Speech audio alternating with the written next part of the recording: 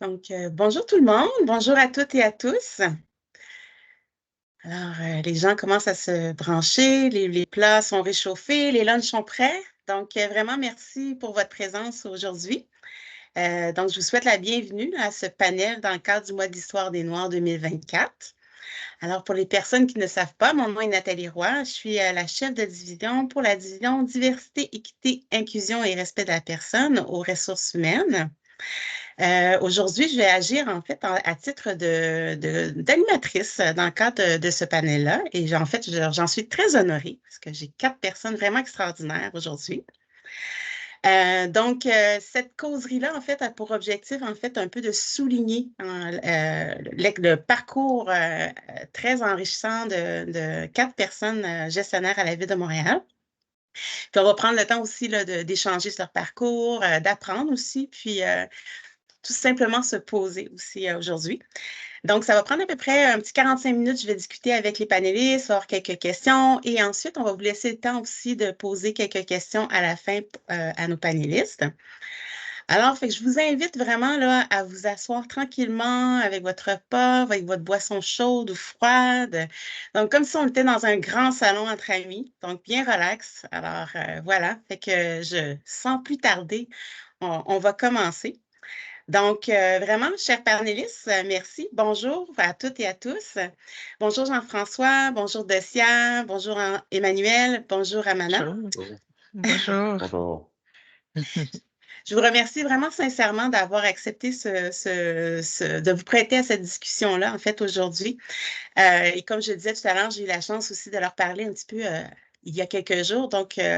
Nos échanges étaient déjà très intéressants et je suis vraiment heureuse qu'ils soient là aujourd'hui pour vous partager un peu leur parcours. Donc, sans plus tarder, je vais commencer à vous présenter nos 4 panélistes. Donc, si vous me permettez, je vais lire un peu leur biographie. Bonjour Ramana.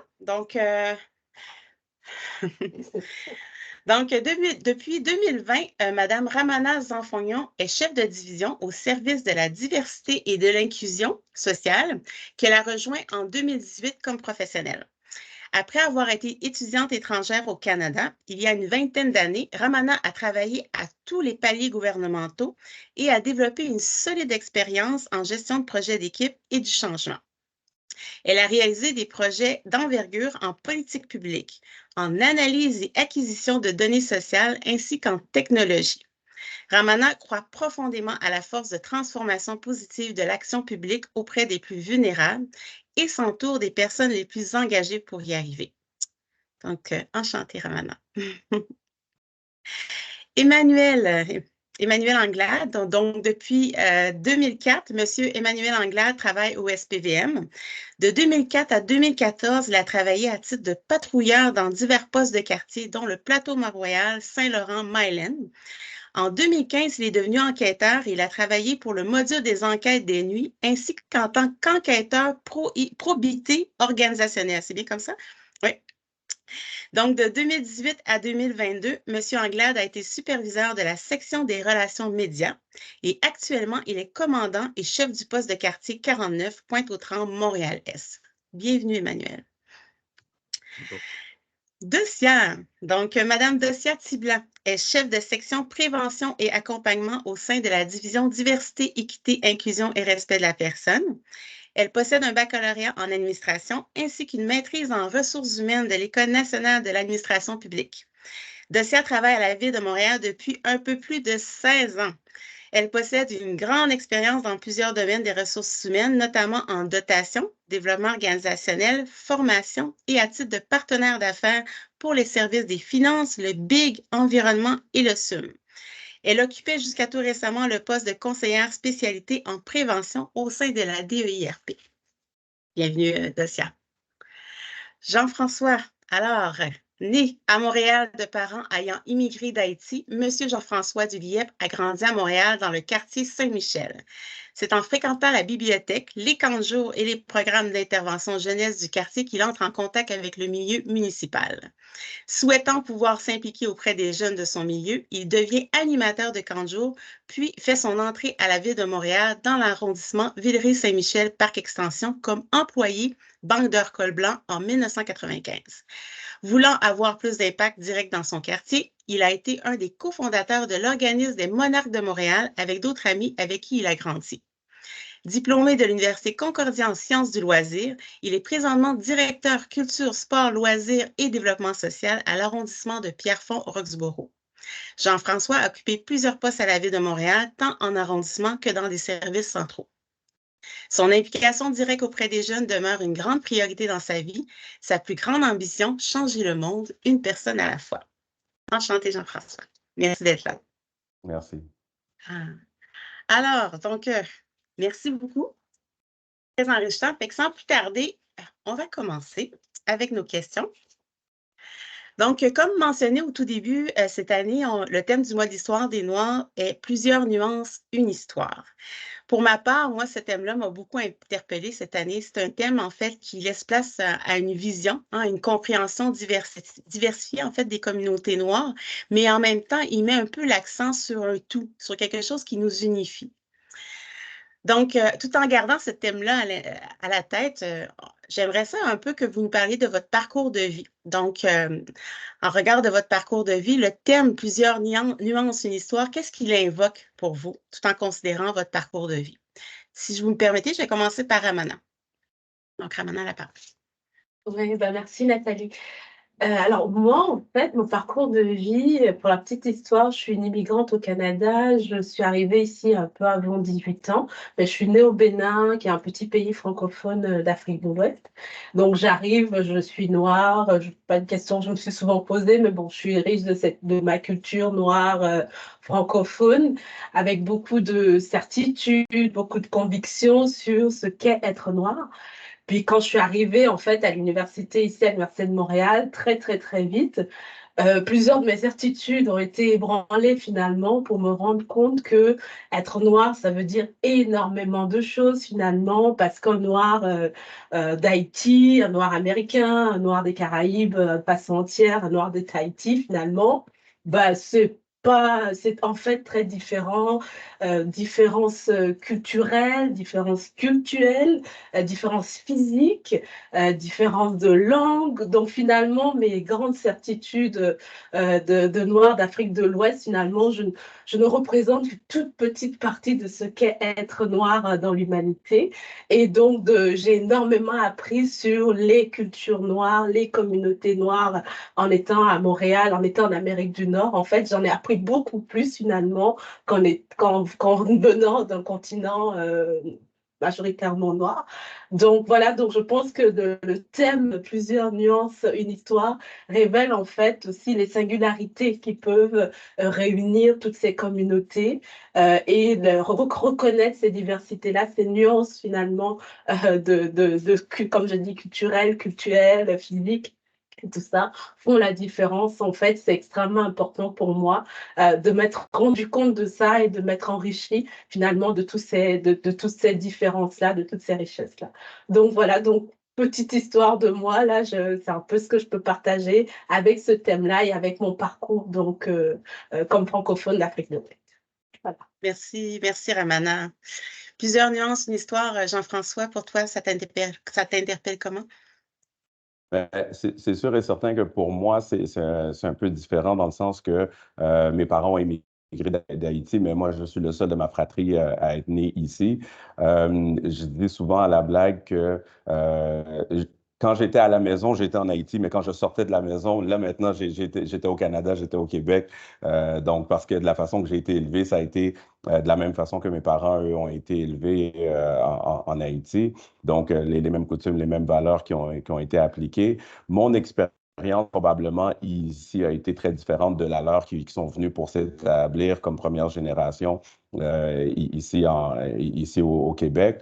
Puis mon expérience, elle est probablement très différente également de celle de mes enfants qui dans le fond, eux, ont des parents qui ont grandi ici, ont fait toute leur scolarité ici, donc c'est très différent. Un peu comme Ramana disait, j'ai grandi dans le nord-est de Montréal. Donc oui, il y avait beaucoup de similarités, mais quand on commençait à s'en aller dans l'ouest de l'île, puis qu'on croisait des communautés noires anglophones, des choses comme ça, mais non, tous les Noirs francophones ne sont pas tous haïtiens, puis non, tous les Noirs anglophones ne sont pas tous jamaïcains. Donc, c'est d'apprendre à connaître les différences qu'il peut y avoir de chacun, puis la richesse que ça amène aussi. Merci Jean-François. Docia, de ton côté? Oui, en fait, je suis d'accord avec ce que mes collègues viennent de dire. En fait, moi, je suis arrivée au Québec quand même assez jeune au début de mon adolescence, donc à l'âge de 12 ans. Et je vous avouerai que je suis arrivée un 27 septembre d'un pays très, très, très chaud. En septembre, il fait encore chaud, il fait plus que 30 degrés et tout. Donc, moi, j'arrive dans un pays très froid. Il n'y a pas de feuilles sur les arbres. OK. Il était à peu près 6 heures le soir, puis il faisait déjà noir. Donc, ça, c'était vraiment mon premier choc au niveau du climat. En fait, également aussi, deuxième choc, littéralement à l'aéroport, c'était la barrière linguistique. Moi, je viens du Ghana, donc c'est un pays anglophone, donc la langue officielle d'enseignement à l'école et tout ça, c'est l'anglais. Donc moi, j'arrive ici, aucun mot en français.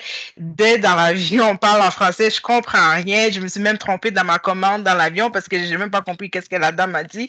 Mais bref, donc j'arrive ici avec toutes ces barrières, mais je t'avoue que étant quand même assez jeune, notre capacité d'adaptation est différente. Donc, comme on est, mettons, en processus d'apprentissage puis de développement, on absorbe plus comme une éponge de notre environnement, etc. Donc, ça s'est quand même bien passé. Par contre, c'est sûr que j'étais aussi exposée à une diversité par rapport à différents types de noirs. C'était la première fois aussi que moi, je me sentais différente en tant que noire, qu'il y avait une différence par rapport à l'aspect physique, mais l'aspect société, dans ton développement, etc. J'ai jamais été exposée à ça. Et également aussi au niveau de tout l'aspect, ce qui m'a frappé aussi, c'est tout l'aspect communautaire. Moi, par exemple, même à l'âge de 12 ans, j'allais jamais à l'école toute seule. J'y allais avec ma sœur.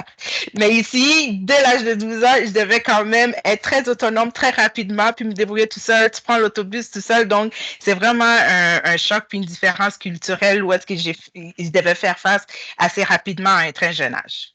Voilà. Merci beaucoup, Dacia. Emmanuel? Oui, donc, moi, l'interprétation que je fais du thème Plusieurs nuances, une histoire, là, on va commencer. Moi, je le fais un petit peu, je fais le parallèle avec l'évolution de mon parcours de vie. Là. Donc, moi, je suis né d'un père haïtien, d'une mère québécoise. Donc, pour moi, la différence, je ne la voyais pas. Puis dans ma jeunesse, j'ai eu le parcours typique d'un enfant qui ne voyait pas la différence non plus parce que à la maison, je voyais la communauté québécoise, la communauté haïtienne, les deux cultures. Donc, je n'étais pas vraiment conscient là, comme un enfant de la différence. Ceci dit, à l'adolescence, quand j'ai commencé à côtoyer divers groupes, là, pour certains, j'étais un Haïtien, pour d'autres, j'étais un Québécois parce que je n'avais pas d'accent. Donc, c'est un petit peu le parcours de mon adolescence où là, j'ai vraiment vu une nuance différente. Puis là, comme jeune adulte, évidemment, un peu comme certainement nous tous de la communauté, j'ai commencé à vivre des petites difficultés, des petits défis par rapport à la couleur de ma peau, des petites embûches. Puis maintenant, j'arrive à l'âge adulte, avec une certaine maturité, je me vois plus fort de toutes ces expériences-là, de ces différentes nuances-là que j'ai vécues dans ma vie. Puis ça me permet là, de discuter, d'accompagner les gens de la communauté également. C'est un petit peu comme ça que je vois le thème. Merci, merci. C'est intéressant. En fait, l'ensemble de vos commentaires met en évidence justement que même en tant que Noir, on se surprend même dans ces nuances-là. On en découvre nous-mêmes à l'intérieur de ce processus-là. Donc, autant la société aussi amène ses propres nuances, mais même nous, dans votre parcours individuel, vous en découvrez. Fait que c'est très intéressant. Merci beaucoup. On va passer à la prochaine question qui est plus maintenant un petit peu plus liée avec l'aspect professionnel. Donc, en premier lieu, question d'inspirer un petit peu notre public. Donc, parce que j'en ai entendu quelques informations, pouvez-vous nous parler de votre parcours professionnel? Donc, vraiment un petit peu de façon globale, mais tout en nous expliquant un peu les défis spécifiques que vous avez pu rencontrer. Puis j'ajouterais peut-être un aspect supplémentaire. Donc, dans le cadre de ce parcours-là, si vous pouviez aussi nous parler d'une ou des personnes qui vous auraient inspiré là, tout au long ou une partie de votre chemin ou tout au long de votre parcours professionnel. Donc, pour commencer, je vais laisser la parole avec Adocia. Parfait. Ben, en fait, moi, je commencerai au cégep, je savourais parce que quand on arrive au cégep, c'est une décision qu'on prend, les programmes qu'on choisit, c'est un peu, ça a un impact ou une influence sur sur notre choix de carrière ou notre parcours professionnel par la suite. Je me rappelle depuis l'âge de 3 ans, toute jeune, depuis l'Afrique, je voulais être policière. Donc, j'ai eu la chance d'avoir été acceptée en technique policière au cégep Antique et pour une raison diverses raisons que je ne vais pas nécessairement élaborer, je me suis trouvée à me remettre en question, en fait, parce que c'était aussi au début un peu où est-ce que l'SPVM prenait beaucoup le programme Accès à l'égalité en emploi. Donc, déjà en classe, j'étais la seule fille de couleur noire, donc c'était quand même assez apparente. Et donc, à la base, je me sentais aussi un peu différente par rapport au reste du groupe. Et également aussi, à travers le programme, j'ai réalisé que c'était pas nécessairement le domaine dans lequel je me trouvais. Donc, je me suis vraiment trouvée aussi dans une espèce de crise d'identité. Qui que j'étais? Parce que je suis arrivée ici à l'âge de 12 ans où est-ce que j'avais une identité. J'arrive ici, je fais ma vie un peu, j'ai quelques années. Là, je suis en train de me chercher, je suis en train de me demander qu'est-ce que je fais dans la vie, où est-ce que je m'en vais. C'est plus ça que je veux faire. J'ai pas de deuxième plan. Donc, le premier défi personnel, c'était à mon niveau, mais le deuxième défi également aussi, c'était le fait justement de ne pas me sentir à ma place, étant donné ma couleur de peau, mes origines, etc. Fast forward, ben, on avance. J'arrive à la Cour municipale de Montréal. J'ai un emploi en tant qu'agent de service à la clientèle. Le climat de travail était bien, c'était sain. J'avais des bons gestionnaires. Ma chef d'équipe, elle était extraordinaire. Par contre, c'était vraiment la première fois que j'étais exposée à du racisme vraiment direct, là. Donc, des commentaires, les mots à haine qui provenaient de la clientèle. Donc, j'ai trouvé ça quand même assez difficile de naviguer dans ce genre de climat. Entre-temps, comme je vous ai dit, j'étais en recherche d'identité. Donc, je me suis inscrite dans mon cours de baccalauréat et ma maîtrise, etc., pour finalement me trouver en ressources humaines. Et je vous dirais qu'au niveau de la ville de Montréal en tant que telle, j'ai pas nécessairement ressenti soit un traitement différent par rapport à ma couleur de peau, qui j'étais en tant que personne. Par contre, c'est sûr qu'en tant que personne de couleur, une chose qui reste toujours derrière ma tête, c'est est-ce que j'ai été choisie pour les bonnes raisons? Est-ce que j'étais choisie pour mes compétences, mes habiletés, pour ma personnalité, ou j'étais choisie pour justement répondre aux statistiques? Est-ce que j'étais choisie pour répondre à la loi d'accès à l'égalité un emploi, et également aussi l'image que moi je projette envers les autres. Est-ce que si moi ça se passe pas bien ou j'ai fait une erreur ou etc., est-ce que j'enlève la chance à quelqu'un d'autre qui est de la même couleur, qui est d'origine différente? Donc ça, c'est toujours une pression, quelque chose qui me suit. Mais de façon générale, ça s'est très bien passé. Puis je vous nommerai 3 personnes en un mot qui m'inspire. Ma première chef d'équipe, elle s'appelle Carole Kennel. C'était la première fois que j'étais face à une gestionnaire extrêmement bienveillante avec beaucoup d'écoute. La deuxième personne que je dirais, c'est Geneviève Beauregard. C'est la première fois au niveau professionnel que je fais face à quelqu'un qui me sortait de ma zone de confort, qui m'a vraiment donné confiance en moi et qui m'a vraiment propulsé au niveau de toutes mes expériences professionnelles. Et la troisième personne, je dirais ma nouvelle gestionnaire actuellement, Nathalie Roy, qui vraiment est extrêmement inspirante pour moi, dans le sens que maintenant, je suis moi-même, je m'accepte, je porte mes cheveux afro, tout ce qui vient, le fait d'être une afro-black noire, je suis extrêmement fière et je suis capable d'être moi-même. Donc, voilà. Merci, Dosia. Emmanuel, toi la parole. Oui, donc, moi, je pense que c'est difficile de parler de mon parcours de carrière et des défis sans parler des personnes qui m'ont inspiré d'abord. Je dois dire que moi, ma plus grande inspiration depuis mon adolescence, ça a été mon père. Mon père qui est policier aussi, qui a pris sa retraite il y a un peu plus d'1 an.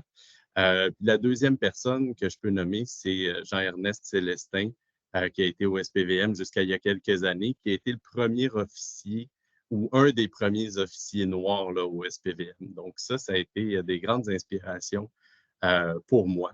Maintenant, en ce qui a trait aux défis, j'ai eu la chance dans mon organisation de ne pas avoir trop de défis à relever par rapport à la couleur de ma peau, étant donné que j'ai eu beaucoup de précurseurs. Là. Il y a beaucoup de personnes déjà qui avaient tracé la voie au sein du SPVM. Ceci dit, c'est certain que, un peu comme Dosia, là, moi aussi, je suis issu du programme d'accès à l'égalité.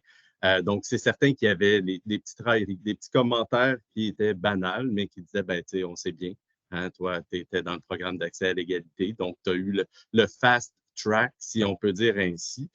Mais tu sais, ça n'a jamais été rien de trop grave. Puis un peu aussi, comme Dosia disait tantôt, les citoyens, la clientèle, des fois, qui n'acceptaient pas d'être servis ou que le policier qui arrive sur l'appel soit pas un Blanc québécois parce qu'il disait que, bon, parfois, on ne pouvait pas comprendre leur réalité. Puis, en fait, je reviens là, au programme d'accès à l'égalité. Encore à ce jour, là, il y a des commentaires qui sont faits ou des commentaires plus ou moins anodins qui sont faits par rapport au programme d'accès à l'égalité. Puis la position que j'occupe dans mon organisation, que si je n'étais pas issu des minorités, probablement que je n'aurais pas accès à ça. Ceci dit, moi, je pense qu'il y a des moyens pas de contourner, mais d'adresser ces sujets-là. Puis moi, les moyens que j'utilise, évidemment, c'est la résilience, puis le fait que mes actions sont plus fortes que les mots. Donc, pour moi, la colère par rapport à ça est inutile. Il faut juste que je démontre ma compétence, puis pas que je démontre que je suis plus compétent que d'autres choses, mais que je démontre par des actions que je suis aussi compétent que n'importe qui occupe ma fonction. Donc, évidemment, c'est plus l'éducation et l'information que la colère ou l'indignation. Merci beaucoup, Emmanuel. Ramana? Oui, moi, comme j'ai dit d'entrée de jeu, moi, je suis arrivée ici, j'avais presque 18 ans. Donc, j'ai fait l'université. Puis après, ça a été la grande étape de trouver du travail. Et bon, j'avais un premier boulot. Après, j'ai aspiré à mieux. Et j'ai postulé à la ville de Gatineau dans un service d'urbanisme, dans le service d'urbanisme de la ville de Gatineau. Et en fait, finalement, pour être embauché par un ingénieur québécois, blanc, sur plus de 70 ans, qui m'embauche en fait, donc j'ai 25 ans à peu près, j'ai même pas 25 ans tout à fait à ce moment-là, et qui m'embauche un peu dans une équipe technique, c'était des techniciens dans une équipe d'urbanisme, donc des messieurs de 50, 60 ans et plus, blancs, québécois et tout ça.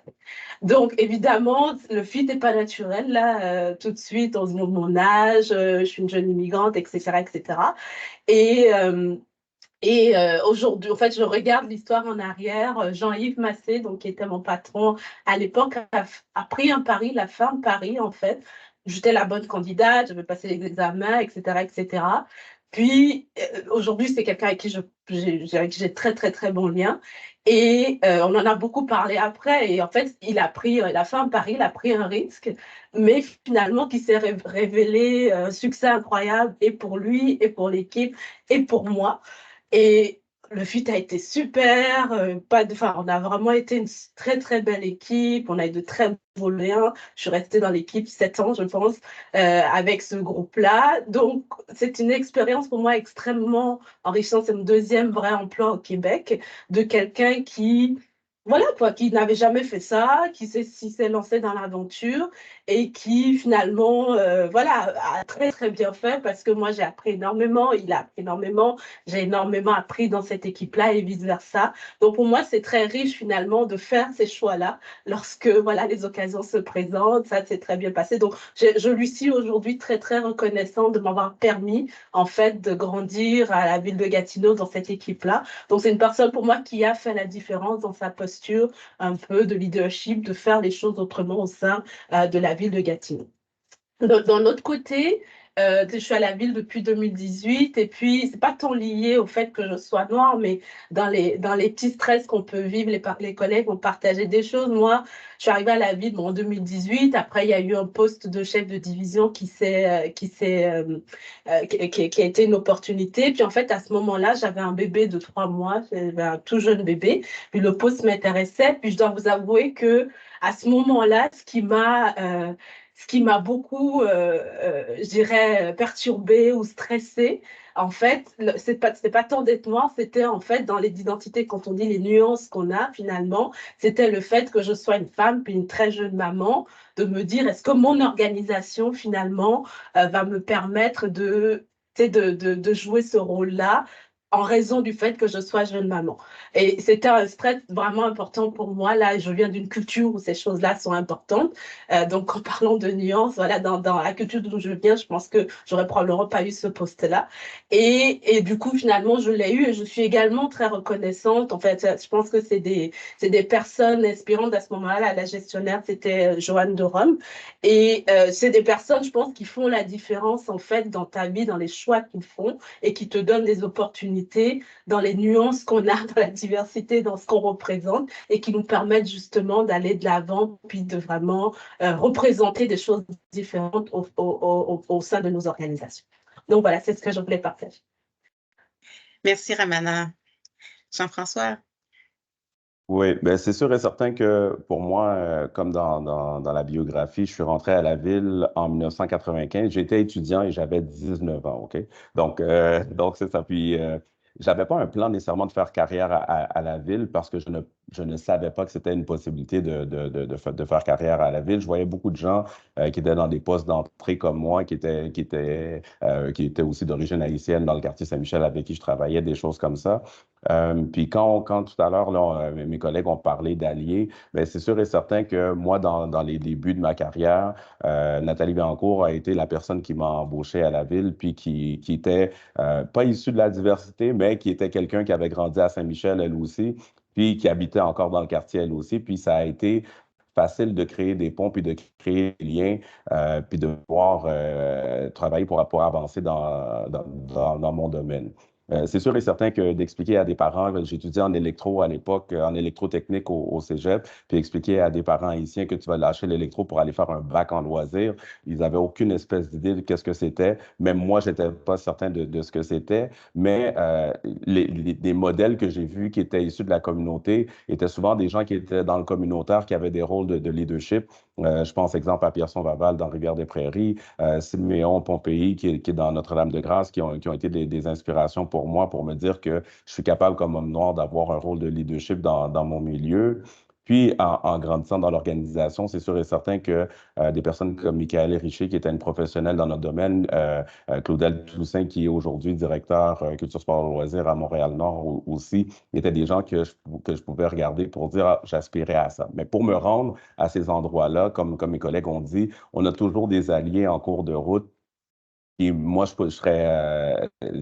pourrais pas donner ma reconnaissance que j'ai eue pour des gens comme Sonia Gaudreau, qui est à la retraite présentement, Joanne de Rome aussi, qui est à la retraite présentement, puis Dominique Jacob, qui est mon patron actuel, parce que c'est des gens qui ont pris des chances, qui m'ont fait confiance pour me donner des opportunités que je ne pensais pas que je pouvais avoir dans l'organisation. Puis oui, il y a eu des moments qui ont pu être difficiles, comme je vous disais, milieu des années 90 à aujourd'hui.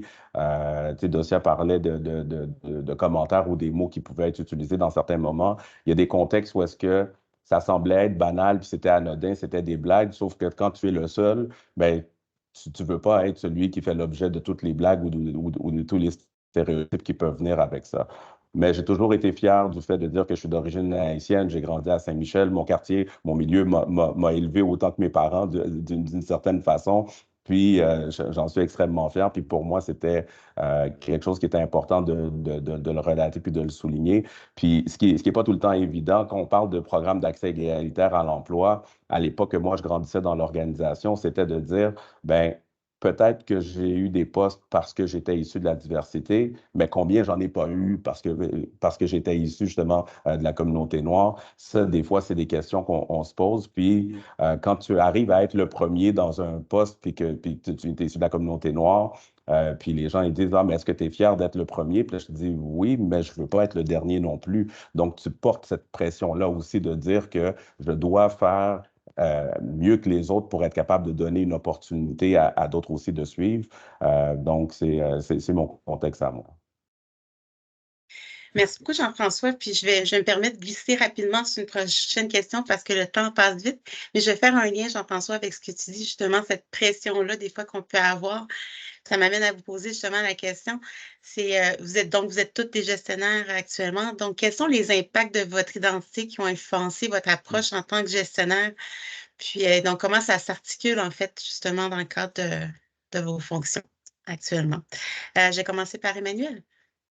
Oui, ben moi, je pense que mon approche se décline en deux volets. D'abord, l'approche que je fais avec mes employés, qui est une approche d'éducation, de sensibilisation par rapport, oui, à la communauté noire, mais à toutes les communautés, toutes les différences culturelles qu'il peut y avoir là, chez notre clientèle. Évidemment, comme gestionnaire aussi, je m'assure de bien répartir les employés issus des diverses communautés sur mes groupes de travail, justement pour favoriser l'ouverture, la compréhension, tout ça. Puis je m'assure également d'impliquer mes équipes de travail dans des activités avec des clientèles qui ne sont pas nos clientèles de prédilection. Donc, pour faire tomber les barrières, parce que, bon, au SPVM, oui, on favorise l'embauche de personnes issues de minorités, mais c'est pas du 50-50, c'est pas 50% blanc, 50% minorité. C'est sûr que la majorité de nos employés sont blancs. Puis là, je vais tomber dans l'autre volet, le volet avec la population, qui touche aussi le volet avec mes employés, mais j'essaie de faire en sorte de mettre de l'avant les bons coups de nos partenaires et de nos collaborateurs qui travaillent avec la clientèle qui est issue de la minorité. Puis j'essaie de faire en sorte que mes employés reconnaissent ces bons coups-là. Puis là, je peux tomber dans les exemples, là, mais on va y aller rapidement là, avec la maison des jeunes. Chez nous, la Maison des jeunes, la majorité de la clientèle, c'est des Haïtiens. L'été dernier, ben, on a justement valorisé le travail d'un des gestionnaires là, qui est Mike, qui est un Haïtien chez nous, puis qui fait un travail incroyable avec les jeunes, mais je voulais que ce soit la police qui valorise son travail. C'est pas que ça vienne de nous. Donc, on a mis sur pied une activité pour valoriser son travail. Puis aussi, ce que je vois, moi, comme individu, ben, c'est d'être présent auprès des personnes des minorités. On a beaucoup d'Haïtiens. Moi, je travaille à Pointe-aux-Trembles. Donc, je parlais de faire tomber les barrières. Ben, c'est d'être présent dans les activités de la communauté pour démystifier le rôle de la police, pour dire que, étant haïtien, policier, je le sais, comme les Haïtiens, des fois, il y a une crainte envers la police pour des raisons qui sont ça date. Là. Donc, c'est important de faire progresser les choses puis de dire, ben regardez, moi, je suis haïtien, je suis policier, on est capable de faire les deux puis on est capable de se faire confiance. Donc, c'est un petit peu comme ça là, que je gère mon unité puis que je gère les relations entre mon organisation puis les diverses communautés. Merci, Emmanuel. Intéressant le pont avec la société. C'est très, très intéressant. Ramana, ton micro est fermé, Ramana. Pardon. Donc, je disais, c'est une question intéressante. Depuis tantôt, je me demande qu'est-ce que je fais de façon consciente comme gestionnaire. Et un des éléments qui me vient en tête, qui est très trivial, moi, j'aime beaucoup parler de chez moi, j'aime beaucoup parler d'où je viens. Je ne le prends pas mal quand on veut en apprendre davantage sur qui je suis, d'où je viens, ce que j'ai fait, pourquoi tu es venu ici, etc., etc. Je suis une immigrante, donc forcément, j'ai un parcours qui est différent. Et donc, du coup, c'est avec plaisir que j'accueille en fait ces échanges-là pour partager ma culture, ma façon d'être. Et en fait, j'encourage les gens à le faire à mon égard, parce que je pense que c'est une façon justement de partager ce qu'on est, notre culture, notre approche. L'autre élément peut-être que je porte, puis c'est aussi à la nommer, je le porte un peu aussi dans mon rôle de leadership, c'est un peu le fardeau, tu n'as pas dit ça comme ça, mais pour moi, c'est un peu le fardeau d'être une femme noire dans des postes de leadership où on se dit tout le temps, qu'est-ce que les gens pensent de toi? Est-ce qu'il y en a qui pensent que tu es là parce que tu es noire? Du coup, tu es moins méritant que les autres. Et du coup, il y a vraiment un fardeau dont je suis entièrement responsable, mais il y a un fardeau que je porte qui est de mieux faire, où je pense que je dois faire mieux. Je ne sais pas si je fais mieux, mais je pense que je dois faire mieux que les autres parce que j'ai un devoir, j'ai une responsabilité de montrer que je suis capable. Puis Docia l'a abordé aussi, de se dire que si, en raison des préjugés qu'on sait qui existent, qu'on se fait dire, ben justement, on se dit que si moi je fais mal, ben je vais nuire finalement, je pourrais nuire à d'autres. Donc, il y a un peu ce devoir, ce sens de la responsabilité qui nous incombe, ou en tout cas que je porte très clairement dans ma posture, dans ma rigueur, dans le rôle que je joue. Donc, il vient en fait avec ma posture de leadership, mais qui est assumée cette fois. Voilà. Merci, Ramana. Jean-François? Oui, ben c'est sûr que dans mon parcours, une des choses qui m'a le plus marqué, c'est le fait que quand tu travailles dans un arrondissement où tu vis, où tu as grandi, j'ai eu des opportunités où est-ce qu'il y a eu des rencontres qui portaient sur des programmes d'intervention jeunesse, des choses comme ça. Puis étant donné que j'avais été un utilisateur de ces services municipaux-là, j'ai eu la chance d'être convoqué à des rencontres par le directeur d'arrondissement, par la mairesse, où est-ce que j'avais à exprimer, donner des opinions. Puis je me disais, je suis un employé Banque d'Or, col blanc, puis on me demande d'aller dans des rencontres, puis on veut entendre mon opinion, puis avoir ma perspective. Puis quand je suis arrivé comme cadre, il y a une pratique que j'ai commencé à faire qui était de rencontrer les employés de mes équipes, les employés permanents de mes équipes, cadre, col blanc, pro.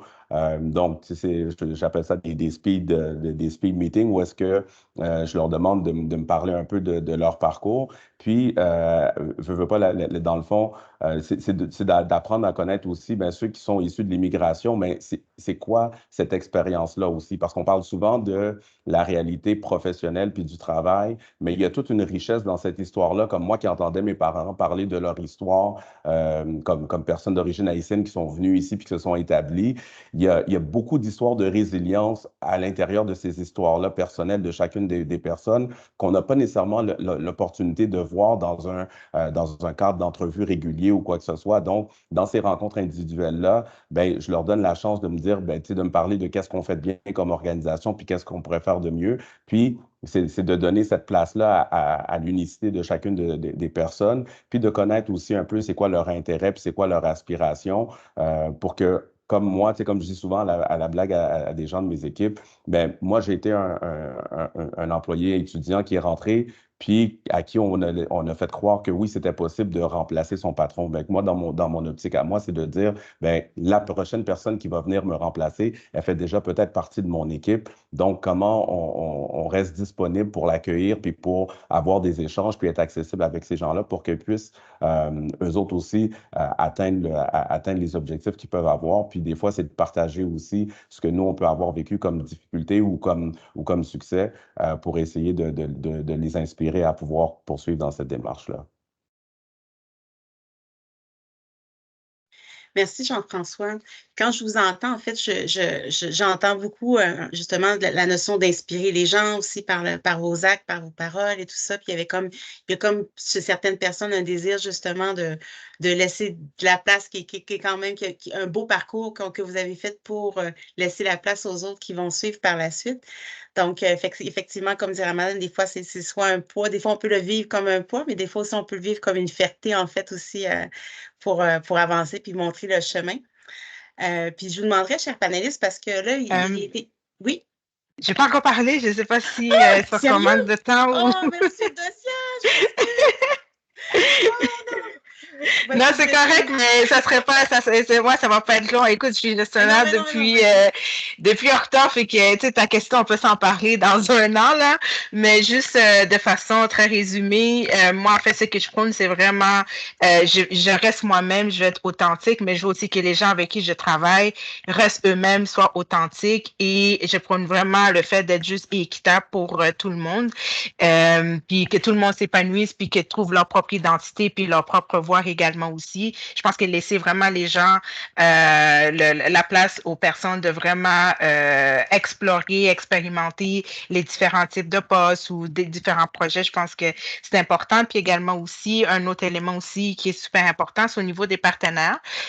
Maintenant, je suis beaucoup plus consciencieuse par rapport au choix des partenaires, par exemple, pour nos consultants, soit pour des formations, pour la médiation, comme avoir aussi des partenaires externes, également aussi diversifiés, mais qui sont issus aussi de différentes communautés. Donc, ça aussi, c'est quelque chose dont je suis un peu plus sensible également. Donc, voilà. Merci, Dossier. Désolée de t'avoir oublié. Effectivement, puis c'est un bon point que tu apportes parce que oui, effectivement, c'est dans le relationnel, comme ça a été nommé, mais aussi dans les aspects très pratico-pratiques. Donc, en fait, la gestion intégrée, en fait, un peu l'ADS+, hein, l'analyse différenciée sur un site quand on fait même dans la recherche de partenariat. Fait qu'effectivement, là, c'est un excellent point. Ça permet aussi d'offrir, en fait, des services, donc des consultants qui sont représentatifs là, de nos employés. Donc, excellent point. Je vous demanderais votre permission, chers panélistes, si je sauterais, parce que je vois qu'il nous reste peut-être un 10 minutes, puis j'aimerais laisser 10 minutes de questions quand même au public. Fait que je sauterais à la dernière question, je sauterais à la 4e. Est-ce que ça vous convient? Oui, c'est bon? Excellent. Parfait. Donc, avant de passer justement à la dernière question, avant de laisser la parole au public, j'aimerais partager peut-être 2 statistiques de la ville en termes de représentation. Je vous les partage parce que je trouve que c'est intéressant. Ça montre une progression de ce qui se passe à la ville. Fait que c'est toujours intéressant de voir la progression, même si on sait qu'on a encore du chemin à faire. Donc, et en passant, merci Stéphane là, pour m'avoir partagé, Stéphane Patry, m'avoir partagé les données. Donc, en date du 31 décembre 2020, il y a 7,3 des cadres de gestion, donc incluant les contremaîtres qui étaient de minorités visibles, donc selon les données liées à l'auto-identification. Donc, toujours dans le cadre du programme d'accès à l'égalité à l'emploi, donc les gens qui se sont auto-identifiés. Donc, en 2020, 7,3 des cadres de gestion étaient de minorités visibles.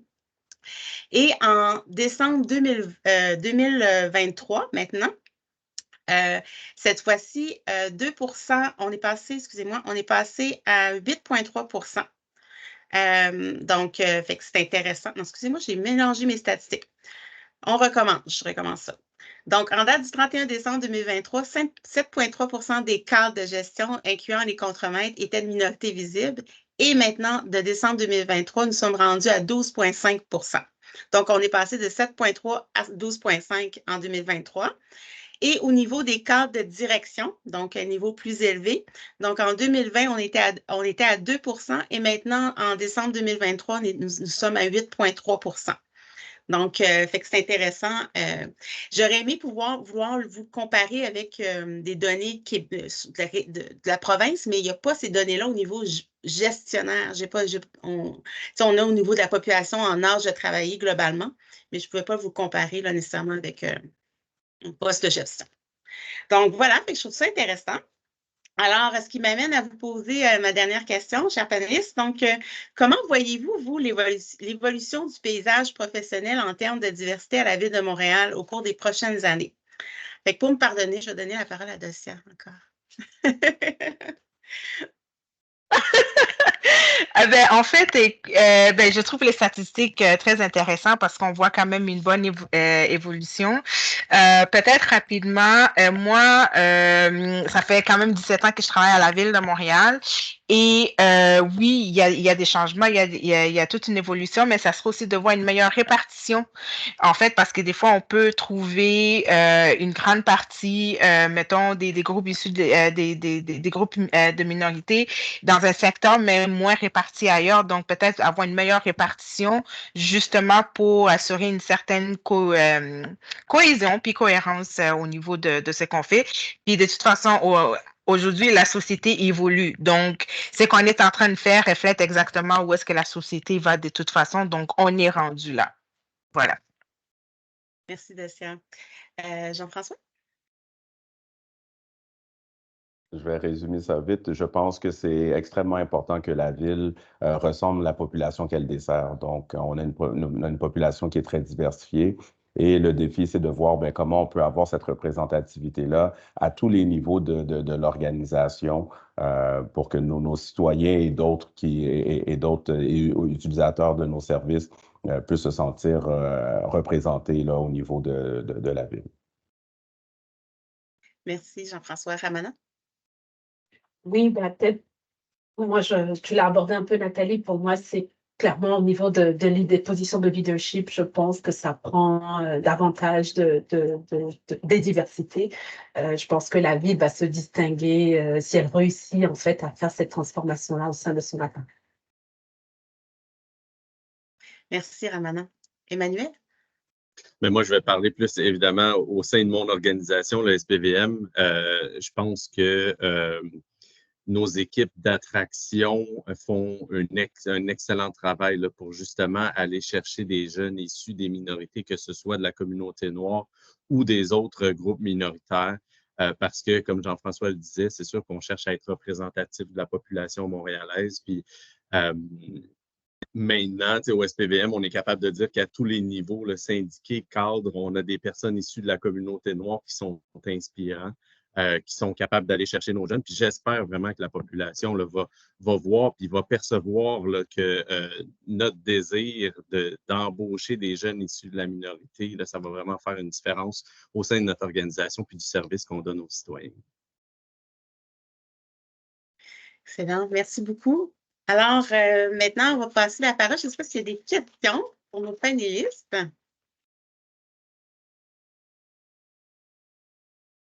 Je n'ai vu pas, hein, surtout, là. Ils sont vraiment... Ah, on a une main levée. Laissez aller. Parfait. Bonjour. Merci pour la qualité de vos interventions. Je m'appelle Abou, je suis agent de développement à Côte-des-Neiges Notre-Dame-de-Grâce. Bonjour Jean-François. Il y a quelque chose qui m'a interpellé dans vos propos là, c'est quand vous avez mentionné que quand on postule pour un poste, on n'est pas recruté.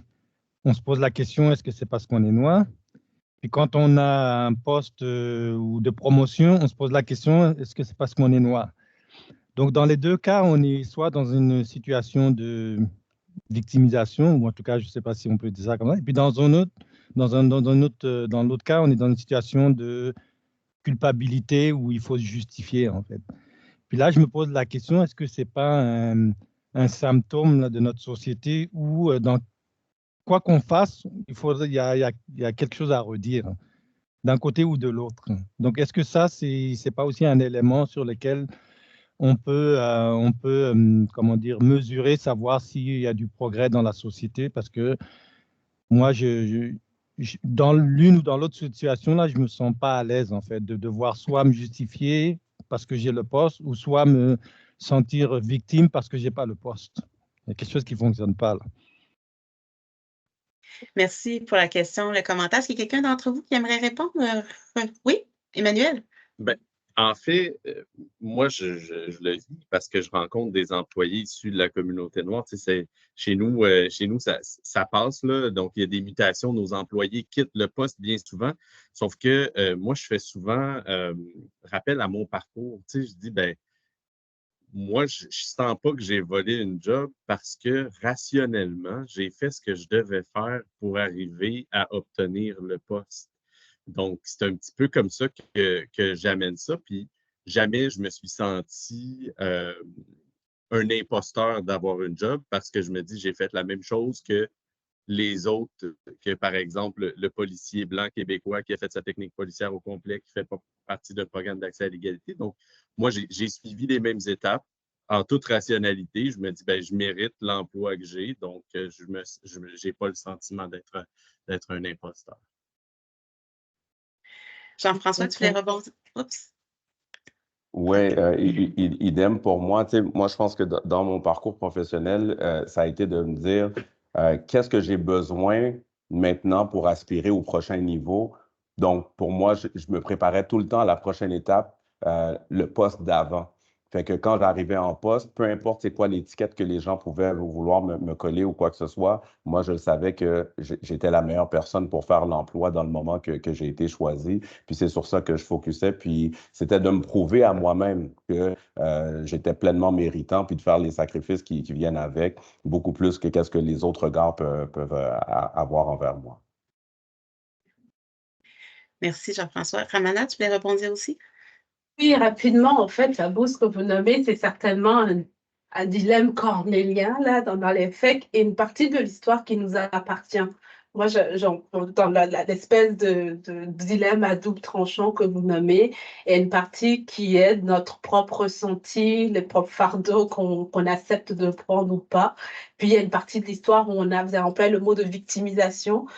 On est individuellement ouvert à entendre le bruit autour de nous ou pas. Et puis, je pense que les interventions de Jean-François et Emmanuel, de se dire, ben, moi, je sais que je suis là parce que je suis compétent, puis qu'on on m'a rien donné. Je pense que ce bout-là, on a du contrôle sur ce bout de l'histoire. Par contre, l'enjeu, c'est qu'on arrive dans une société où on sait, on a entendu des préjugés toute notre vie, tout le temps. Fait qu'il y a une partie de l'histoire qu'on porte en nous, puis des blessures, qu'individuellement, on accepte finalement de laisser percoler en nous ou pas.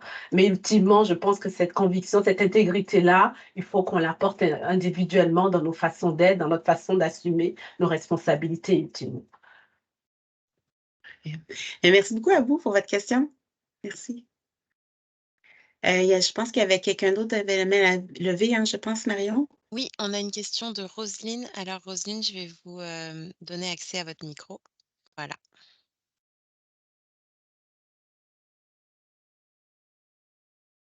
Bonjour. Encore merci pour le partage, c'est très apprécié. En fait, il y avait deux mentions, je crois, je ne sais pas c'est qui parlait, de prouver un peu, de prouver aux autres qu'on était méritant d'avoir ce poste-là. Moi, je trouve que c'est quand même quelque chose qui est lourd parce que beaucoup de personnes que je connais, ils savent qu'ils méritent le poste, c'est le regard des autres. Puis je crois qu'avec le travail des équipes en formation sur la diversité, de dire comme ça que c'est pas de la discrimination positive, mais que les gens, que c'est bel et bien une correction et qu'on mérite bien notre place, va aider. Mais le concept que je voulais quand même discuter, c'est de savoir si vous avez déjà senti, puis c'est une théorie là, que j'avais lue, le glass cliff. C'est que quand enfin on vous donne une opportunité ou même un poste que vous méritez, c'est souvent dans un état de crise, finalement, des fois un mandat difficile à relever. Fait que finalement, on vous donne un poste mérité, mais on dirait que c'est quasiment un peu mandaté, je dirais peut-être pour un échec, un peu comme Obama au début, quand il a pris la présidence après Bush, de se poser la question, est-ce qu'il va vraiment réussir? Et je voulais savoir, c'est une théorie qui est quand même partagée un peu partout, puis qu'on le voit, est-ce que c'est quelque chose que vous avez senti au cours de votre carrière? Si je peux prendre la parole. Moi, personnellement, non. Mais je comprends à 100% cette théorie-là, puis que oui, il y a eu des exemples, tu en as donné d'Obama, mais il y a d'autres exemples aussi qui existent à travers soit la ville ou ailleurs, mais personnellement, non. Pour revenir à ton premier point, oui, c'est un fardeau qui est lourd à porter.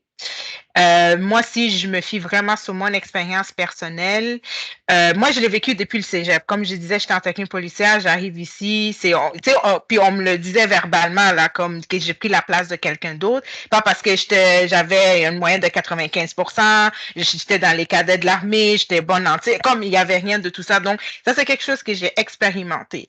Mais avec les années qui ont passé, puis avec l'expérience, puis aussi les différentes personnes que j'ai rencontrées, c'est que c'est pas chaque personne qu'on rencontre qui nous fait sentir de cette façon. Il y a peut-être quelques individus dans notre parcours qui nous font sentir comme ça, puis que ça reste avec nous, où on attend nos autres collègues aussi parler de leur expérience qui sont similaires de ce que nous, on a vécu. Oui, donc c'est extrêmement lourd. Mais avec le temps et avec l'expérience, moi, je sais que je suis bonne dans mon travail puis je suis extrêmement compétente dans ce que je fais.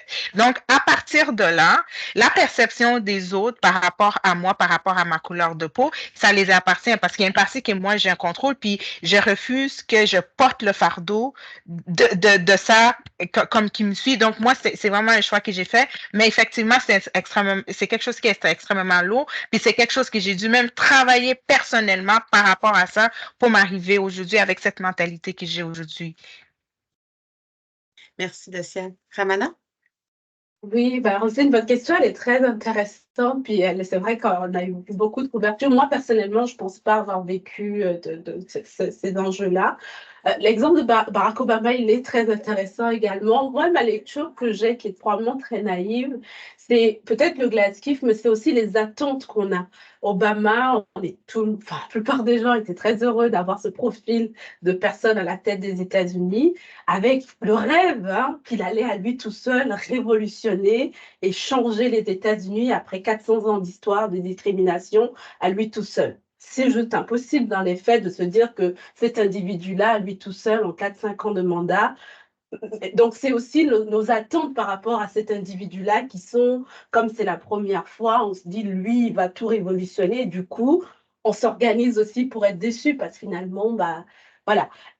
Donc, et l'envers de la médaille, c'est que je ne pense pas que Joe Biden l'est plus facile. C'était aussi compliqué, etc., etc. Donc, je pense que c'est peut-être vrai, on le dit aussi pour les femmes, etc. Mais je pense qu'on est plein d'espoir quand on arrive avec des profils différents en disant qu'eux vont faire les choses autrement. Fait que nos attentes sont terriblement élevées. Fait que du coup, la chute est peut-être beaucoup plus grande parce qu'on a toujours vu des hommes faire la même chose. Fait que bon, on est habitué justement à voir des hommes tomber ou échouer. Fait que ça nous perturbe moins. Lorsque c'est des femmes ou des gens qu'on n'a pas l'habitude de voir, nos attentes sont plus élevées. Fait que moi, je pense que ça revient à la question de Nathalie tout à l'heure. La question de la représentation de tout ce monde-là, elle est extrêmement importante pour qu'au final, ça, pour moi, c'est pas qu'on est mieux ou pire. C'est finalement que tout le monde a sa place, puis une femme n'est pas mieux ou pire qu'un homme, ou etc., dans des fonctions, ou une personne noire, etc., etc., mais qu'on soit tout le monde exposé à l'ensemble de ces positions-là de façon légitime. C'est la lecture que j'en ai. Merci, Ramana. Merci, Roselyne, pour votre question très intéressante. Il reste peut-être une dernière question qu'on peut laisser à Regina qui a la main levée. Puis après ça, il va falloir qu'on termine cette belle discussion-là.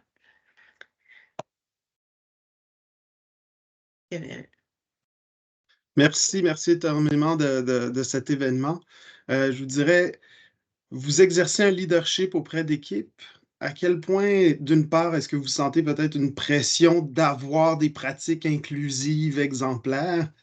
Et d'autre part, à quel point est-ce que ça peut être un poids, des fois, de se dire comme, ah oui, on sait bien pourquoi tu es inclusif, c'est pour favoriser les tiens ou ceux qui te ressemblent.